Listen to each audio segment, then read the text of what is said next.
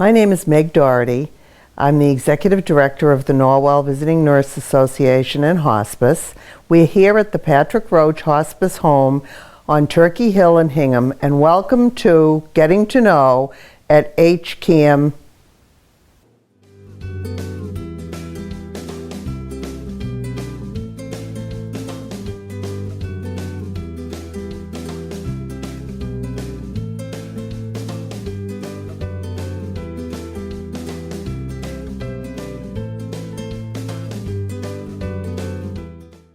On this episode of Getting to Know, we'll take a trip to Turkey Hill and visit the Pat Roche NVNA Hospice Home.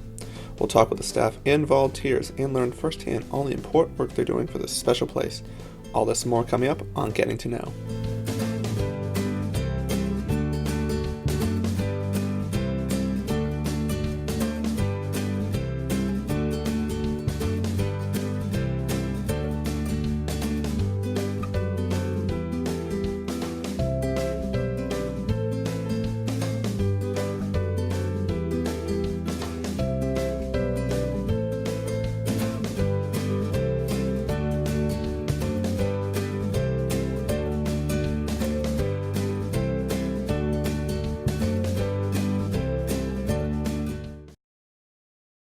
The Norwell VNA was started in 1920 by a group of very concerned citizens, a group of women who sold pies at the Marshfield Fair for the seed money to develop a visiting nurse program in the town of Norwell.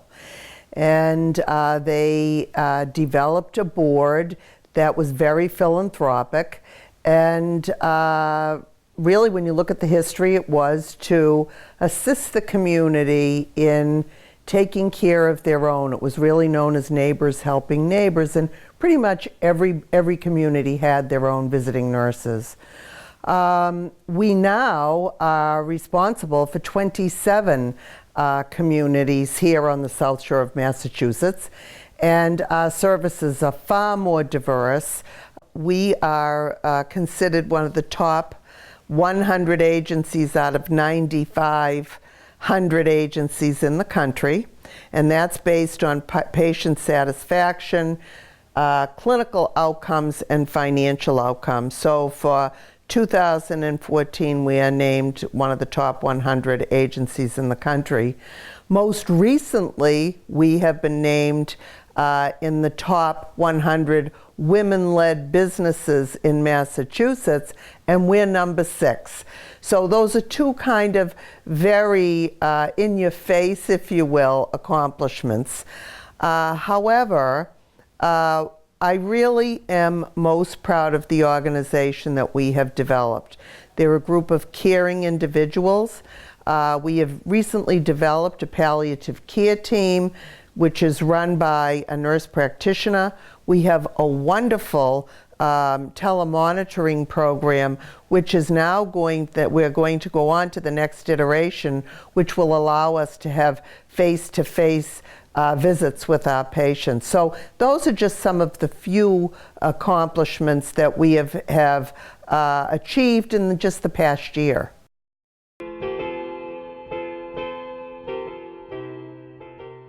Sometimes patients are in the hospital settings and can't return back home because they need a little bit more care, or their family members just are not capable of providing care within the home setting because it does require a lot of care sometimes. Some of our patients also come directly from the home. They just want a setting where there's care provided on a 24-hour basis, and we here at the house have nurses and home health aides that are available here at all times so that they can provide the care for them. It's all different stages of care that need to be provided. Some people, the care is during their last few days, and for some people they're actually here weeks and sometimes months. It all depends. Every patient is different. Some patients also are referred by their physicians, by their nurses that are visiting them within the home setting, and sometimes by other family members. They hear about it, family members know it from the community, and they tell their loved ones about it, and then they come and they view it and then just get a doctor's order, because in order to be a resident here at the home, you do need a doctor's order to be able to be cared for, because it is medical care. although we consider it hospitality care, and that's how hospice's main goal is making sure that people are comfortable at all times. The main areas that we always want to make sure when we first admit a patient to the house or any time to hospice is that we find out exactly what it is that the patient wants. Some people want, to continue with their medications, to make sure that their medications are administered at all times. Some people don't want medications anymore, and they want us to look and make sure that we take off their medications at the right time, working with their doctors to find out specifically what their needs are. The other thing too is that sometimes people just need to have medications administered frequently, and they can't do it themselves, and they don't have family members that can also do it. So we just want to make sure that those needs are always met. There are times when people come onto hospice services and then they actually rebound and they get better, and people can come off of hospice services. And then, it's an important thing to understand when you actually go on hospice that can happen. And that's not a bad thing. That can be a good thing. And once somebody is on hospice, if they do go off of hospice, they can actually come back on again when the time is appropriate. We would never ask someone to leave the home. Most likely we try to figure out to make sure when they are admitted to the home that it is the appropriate time for them. So that's why we have our home team looking with the doctor, first of all stating whether or not they qualify for hospice, but then the nurse always makes the assessment to see if indeed their symptoms are at the point where they do need the full assistance, that they're going to meet within the standards of Medicare guidelines for time-wise. But hospice works in a team environment. The hospice team is made up of a nurse, a social worker, we have a chaplain, we also have a hospice medical director, we have volunteers, we have home health aides, and the whole team works together as one. We always communicate with each other on a daily basis on each patient's needs and trying to meet those needs. It may be a nurse that's required, or it may be the social worker that's required. The team doesn't work also just for the patient. We work for the family and close friends of each of our patients. We also use the community a lot in the care of our patients, especially here at the Pat Roche House. We call in if people want the local priest from St. Paul's or from Resurrection, and also from Glastonbury Abbey. We call them, and they're here frequently, so that we can incorporate the social and spiritual needs of people. We define their care here, or their transition from their home or whatever facility, as from your home to your new home. So with that in mind, we do encourage families to bring things or items that would help their loved one make that transition, such as quilts, pillows, picture frames, naturally, CDs, music. So with that in mind, we certainly encourage families or their friends to bring their pets. We just, of course, ask that they be leashed or in crates, and they go directly up to their loved one's suites. One of the other packages that we offer is the companionship package, or the companionship program, which is, of course, volunteer-based. Many of our residents don't receive visitors as often as they would like, simply due to whether or not their loved ones are working or in school. So we will assign volunteers for a companion program as well. We have amazing, amazing staff here. Our clinicians are second to none, and the care that they give is top-notch, first-rate, and I'm so proud to be associated with this agency and with the Pat Roche Hospice Home. There's nothing like it on the South Shore or in the area. But the one thing we thought that we could even add to was some hospitality for the families, because it's twofold for us. It's not just about taking care of the patients, which we already do a great job at that, our residents, but the families need our help as well. And that's a big part of my job, greeting them at the door, directing them to where their loved one is, asking them if I can get them anything. Oftentimes they come directly from the hospital or a nursing home where they've been all day. They've had nothing to eat, maybe no coffee. I just want to be able to greet them warmly and give them a tour of this beautiful Pat Roche Hospice home that we want to be their home while they're here, so they can see all of the shared family space that we have to offer and make sure they feel like they're at home while they're going through a really tough thing. And part of my job is to help them in any way I can. Every room here at the hospice residence has a sleeping chair for any family member who wants to be with their loved one overnight. The rooms are wired so people can work. There's TV in every room, telephone in every room, and so forth.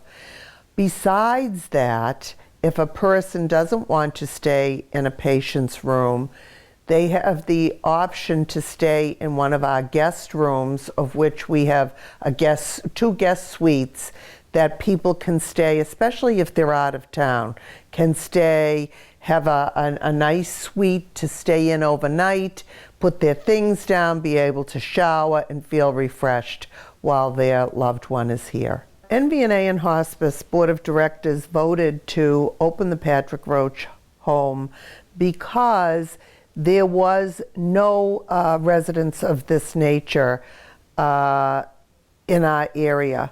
The closest hospice residents at the time were in Needham and in Reading, and we were finding, and in Sandwich to the south.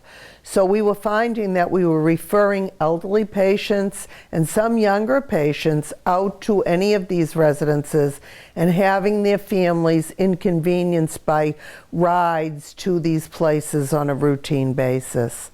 We didn't want that. We felt that the South Shore deserved a place to have end-of-life care that was peaceful and beautiful, surrounded by beautiful trees and flowers and animals. And the house is for the living, but it's a peaceful home. I got involved as soon as I heard they were building a hospice house. I had had an experience with hospice, which was a family thing. And I wanted to see if I could give back. So I finally found out who was building it, and I met Meg Doherty, and I sort of invited myself in to design the building for her. We really have two buildings here. We have an existing 100-year-old house that's furnished with some of the furniture that came from the Copley Plaza and the Westin Hotel. And we were able to secure the furniture from a liquidator, and then we were able to approach Ralph Lauren to get these beautiful crystal chandeliers and sconces. We made the oriental carpet, and we tried to bring the home back in the manner in which it was built, which was an English country house. The second phase of the job was the wing where our residents come, and they're beautiful private rooms. We have 15 of them, and we tried to make those more residential, like a hotel residential room, than a hospital room. But we have all the necessary equipment in there, the latest technical beds, so that our nurses can provide the best care possible. We at Hospice see this as a two-phased approach. One is the absolute best patient care possible takes place in this building. But we also care for the residents' families and their guests, and make them at ease and make them try to find some peace while they're going through the process. So that's why we have a number of different places within the facility. We have a wonderful tea room. We have a beautiful music room that we're sitting in right now. We have a chapel. We have a wonderful beauty parlor, which our residents enjoy, and it's run by volunteers. We have a beautiful room, we call it the Bahama Room. It's in the lower level, and large family groupings can go down there and use the room, have some dinner if they wish. last Sunday they were able to watch the Patriots game, and so we have a lot of little vignettes within the building for people to find some peace and quiet and some solitude as well. I think what's special about this house is the homey feeling. All the families are encouraged to make it feel like their home.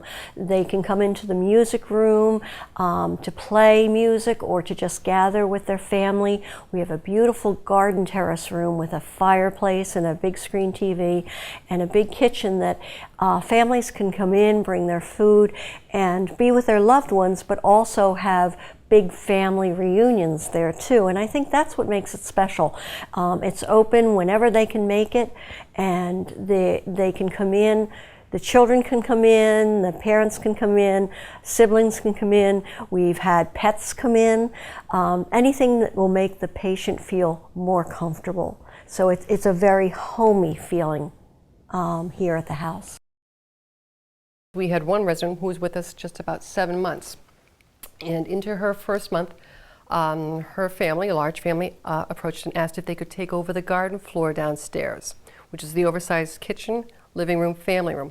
They wanted to prepare a celebration of life dinner for their loved ones.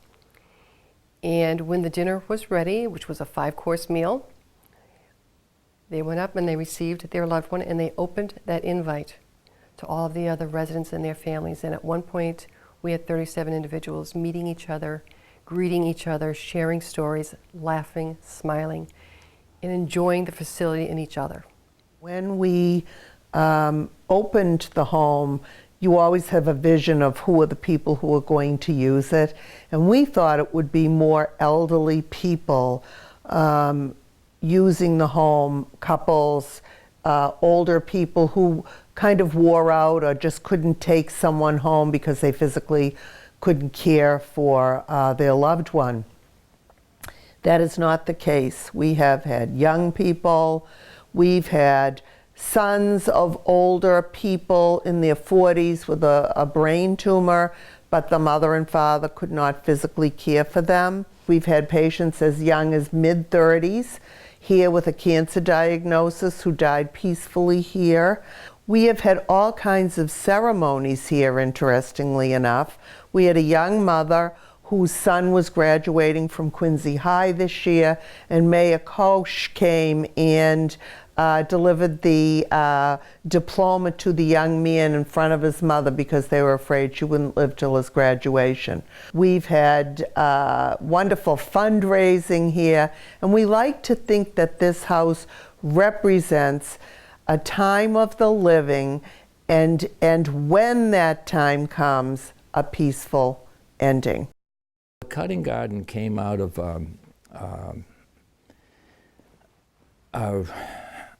a very dear friend of mine who died from cancer, and she loved flowers and loved to have fresh flowers brought to her room. So again, at an English country house, you have a kitchen garden in most cases. So we built a beautiful cutting garden. You know, I had a woman one time, she flew in from Florida, and her mom was here, and she came here directly from the airport. She didn't have any flowers with her. She wanted to know where she could get some flowers, and I handed her a vase and sent her to the cutting garden, and she couldn't believe it. We also use the flowers to decorate the trays and the place settings. I am quite involved with the garden, and it's a hobby of mine, and I intend to stay involved until they're perfect. We're going to build 2 new gardens, a contemplation garden and a memory garden, and we should have those finished by next spring, and they'll be quite nice addition to what we already have here. I like volunteering because I feel it gives back.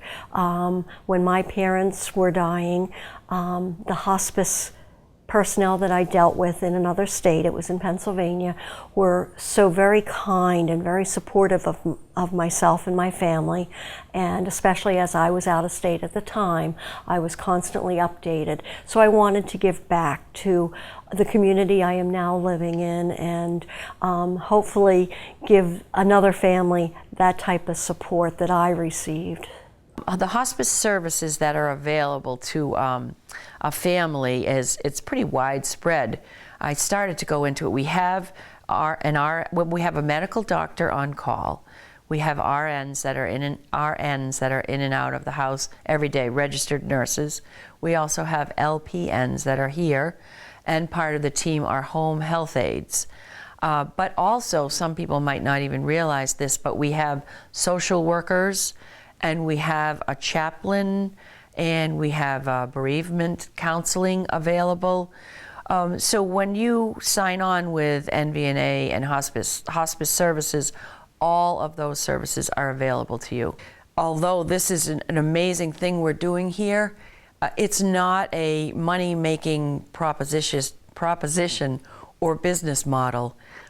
So we realize that philanthropy will make up that margin of difference and make a big deal. In order to make things work and make it affordable and make it available to anybody who needs this type of care, we will always have a need for philanthropy for two reasons. One, to assist with the costs of operating the Patrick Roche House, but also to develop an endowment fund so people who cannot afford it otherwise will be allowed to stay. We have wonderful books. We have wonderful donations. A very prominent woman gave us her grandmother's tea set for our tea room. We have so many generous people that have given us some really incredible things to make this a perfect place. If I had my wish, I would wish more Hingham people, Norwell people, Cohasset, Scituate, Rockland. I wish Weymouth, I wish they knew about this, so when the time comes, if they were ever to need us, they would know we're here. Most of our volunteers live in the community, and we have 3 or 4 volunteers that come every single day, but from outside of the hospice home, we have Fresh Market that donates flowers, and our volunteers on a weekly basis, and our volunteers pick them up and arrange them in vases and put them all around the house. We put them on the residents' trays when we bring meals up. It's just brightens up people's day a little bit. And Panera Bread has been so generous to us in offering baked goods that we put out in the lobby for people that are coming in. It's almost like a little bed and breakfast in a way. We're trying to make it as warm and welcoming.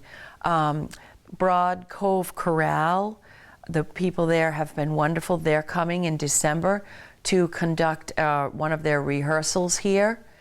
And I've had a representative from South Shore Conservatory. We're trying to decide how we can fill this place with music. We have this beautiful music room. We have some people come in once in a while and play the piano. So the town has been fantastic, wonderful, great. And we're lucky to be in this beautiful town of Hingham. There are so many wonderful, wonderful things happening here, and a lot of people still don't know about us.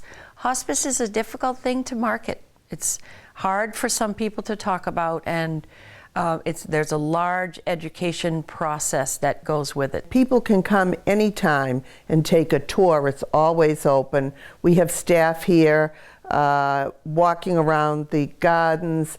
The staff would be happy to give you a tour, and the more enmeshed we get in the community, the better we feel about this residence.